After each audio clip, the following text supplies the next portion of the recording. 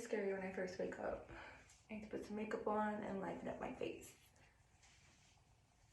I love my braids, but I don't know how to do my baby hair. I'm very particular about what gel I use because some of it leaves like white flakes and I don't like that. So I'm trying to find one that I actually like. I've had my braids for probably about a week now. I'm trying to wear them for 3 weeks, but I tend to get bored with my hair and change my hairstyle, so we'll see how that goes. How am I Fenty? When I was 24 years old, I had 3 jobs. I know, that's a lot. And I was also going to school part-time. I was taking 2 classes at the time, I believe. And I just remember thinking, this is way too much. I'm working 3 jobs, I'm exhausted. Like, I have to finish school as soon as possible and figure out what I want to do. I originally wanted to be a nurse, but the more and more I did my research, I realized that's not something I wanted to do. I knew I wanted to work in healthcare, but just ended up changing my mind. I started looking into physical therapy, and I liked that. I also looked into occupational therapy. So that was the plan, to either go to school to be a physical therapist or a occupational therapist. But working that many jobs was really, really hard for me to finish. I would go to one job Monday through Friday from 8 to 5, and then I would go to another job Monday, Tuesday, Wednesday from 6 to 9:30. And then Friday and Saturday, I would also work, sometimes 6 to 9:30, or some Saturdays I would work 8 to 12. And then on Sundays, I would work from 7:30 in the morning to about 11:30. And then sometimes I would go back to work again from 3 to 7 p.m. And I did that every single day, like no days off. And I would still go home, study, and then get up and do it all over again. And it was really, really, really, really hard.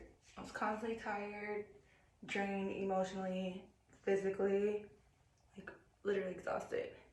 But I was like, I have to finish. So the following semester, I ended up taking even more classes because I just really wanted to get it over with. And I eventually took all the basics I needed to apply to be a physical therapist. I remember I had to do 40 hours, I believe, 40 or 50 hours that they recommend that we do in order to see what it was like to be a physical therapist. And I ended up doing mine at the medical center. And I loved it. I really, really enjoyed it. I loved working with the patient, and I loved working with pediatric. I loved working with the kids. They were amazing. And I remember I had an interview at Houston Community College because I wanted to start at the community college and then transfer later. And I had the first interview, went through really well. And then I had my second interview.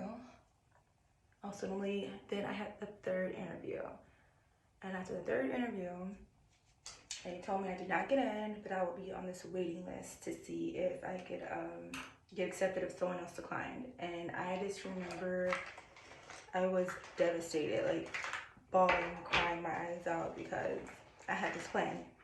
I had this big plan and it wasn't working out as I wanted it to work out. I said that after I had my daughter at 20 years old, that I would be done with college by the time she started kindergarten, and it just didn't work out that way. Like, life happened. Life tends to do that sometimes. Things don't work out the way you want them to, and school and life was just expensive. Paying for college out of pocket was very, very, very expensive, and it was hard. I didn't want to take out a lot of loans, so about another year went by, and I was still going back and forth about what I wanted to do. And finally, I started looking into other programs in healthcare and just seeing what I would want to do. And when I was 26, turning 27, I jokingly said that I would apply to respiratory school. And I remember when I filled the application, I told my friend at the time, I'm probably not going to get in. I didn't get into school to be a physical therapist, so I just know they're not going to accept me, right? Like, my GPA is probably not high enough. I think it was like a 3.7 at the time. I was like, there's no way I'm gonna get into respiratory school.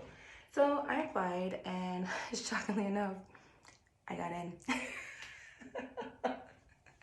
I couldn't believe it myself, like I actually got into a program. Now, initially, I just thought that I would be giving breathing treatments and basically doing CPR and helping people on BiPAP and CPAP machines.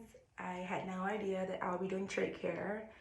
I had no idea that I would also be managing the ventilator. I don't know why I assumed that nurses did that, because I remember when my uncle was on a ventilator at the hospital, the nurse like came by and she was talking to us about the vent, and I remember, so I knew that I had a trach. I remember the nurse was, you know, helping with the trach, so I just assumed, oh, nurses do that. I won't be doing any of that stuff. And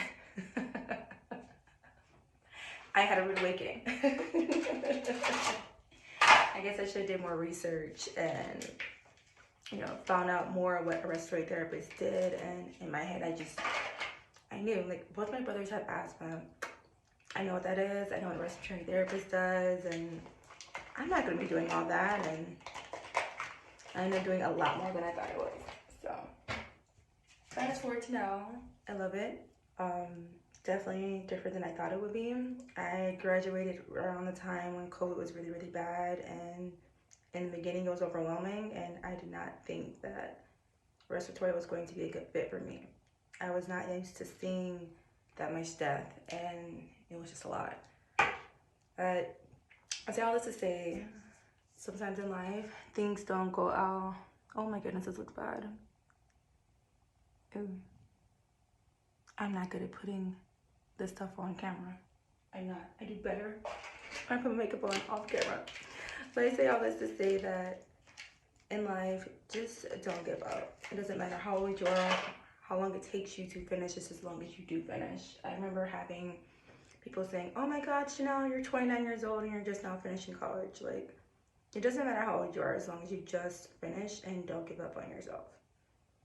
You know, and it's crazy because the people that were saying those things were people that did not go to college and get a degree. So be careful who you so-call your friends and your close family members, because sometimes those people can be very negative and get into your head, and just don't listen to them. Do what's best for you, and always trust God's timing. Oh, this nail is broken. It's getting on my nerves. But that's what I had to do. So take my advice. You're never too old to go back to school. Of course, now my parents are constantly saying, when are you going to go back and get another degree? Like, I don't know, when you pay for it. Do you know how expensive college is? Like, my goodness.